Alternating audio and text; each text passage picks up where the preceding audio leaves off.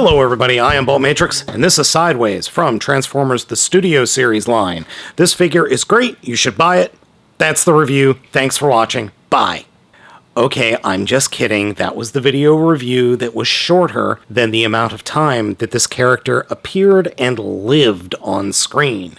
The alt mode that we have here is a rendition of an Audi R8. It's not exact. The Audi R8 looks a bit different than this, but I do like the coloring. I do like the way they've styled it. It works well. The figure, if you caught my short, is a yoga master. It's crazy. There is also this gun that he comes with that is based off of one of the guns in the games. The gun can be stored in vehicle mode. There are these little pegs on the bottom, and they slot into the areas around the exhaust, and then you just have a gun hanging off the rear bumper. Like, I almost expect you to be able to put, like, bikes on here or something. God, that's stupid. It's a very small car mode. Here it is with Skids, and Skids is in vehicle mode is almost the same size. Here it is with Override. Override is significantly longer. And here it is riding a tarantula. The figure's transformation is really cool. I like this thing a lot. To start off with, raise up the rear of the vehicle mode, then come to the sides of the rear wheels and unpeg them, fold the front wheels down, and then hinge the front wheels out over the wheel arches like that, and then grab the legs and pull them apart, and then flip them around the hips and down, and we are getting there quickly.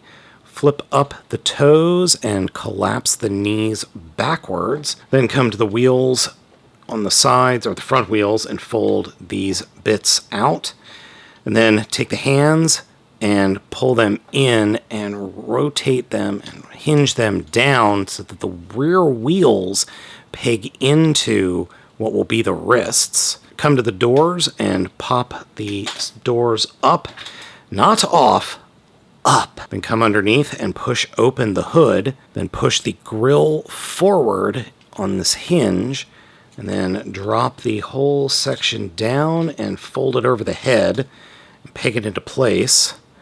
And rotate these wheel arches up, fold the arms down, and then the backpack will fold up on another set of hinges. I'm sorry, the rear of the vehicle will fold up into his backpack like so, and there we go. We got ourselves a little Decepticon boy. I absolutely love the look of this figure, but mine does have some QC issues, but we'll talk about that in a second. The overall aesthetic works incredibly well. Hasbro did a bang-up job with this thing. The hands are awesome. I love the open hands and just the way that they work. The silver of the figure works incredibly well for me. The backpack folds up nicely. You've got the sideways telltale mirrors sticking up. It's just a solid little figure, and I thought it was going to be a redo of Barricade. It's not. It is its own thing, and there's a ton of posability. Head is on a ball joint, though can't look down that much, can look up pretty high. Double hinges in the shoulders, and then ball joints inside of that. Ball joints for elbows, hands open and close. Unfortunately, they don't rotate, but that's understandable. Torso articulation, ball joint in the hip, hinge for the knees, ball joint for the feet. The lower joints are all a bit too loose for my taste, but nothing a little bit of super glue or floor polish won't fix. The gun attaches to the figure in a really awkward kind of way. You have the little 3.5mm peg pointing inwards, and then there's this tiny little peg that comes off the back. That pegs into the inside of the wrist. You slide the hand in, and then you have it like that. But unfortunately, the ball joints on my figure for either hand aren't really strong enough to hold the gun up all that much.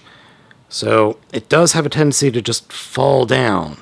I don't like the gun much at all. It's size comparison time. Legacy Kickback, Studio Series 86 RC, Earthrise RC, Legacy RC, Studio Series Starscream and Shatter, Studio Series Soundwave, and Studio Series Mirage. Yeah, this figure is pretty neat. Unfortunately, while I was doing all of those size comparisons, he kept frickin' falling over because the ball joints After the initial transformation I did, the ball joints on his toes are way too loose now, so I am going to have to provide that or do that fix sooner than I thought I was going to, so just be wary of that. Transformation back into car mode is just fun. Straighten out the arms, take these pieces that are behind the wheels, fold them up, grab the hands, flip them and fold them out, and then put the fingers out, or the main fingers out, and then flip the thumbs up into and underneath like so.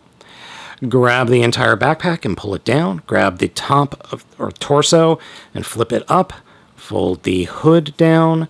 Collapse the little fronts in. Keep the arms straight out like that. Take the toes, point them forward.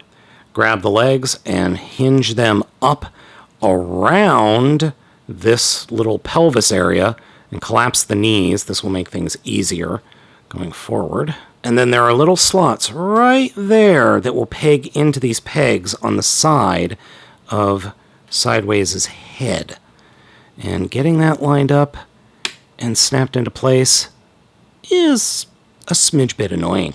Once you've got the legs sticking up over the head, we can then bring the front of the car mode down over top and just collapse that down like that.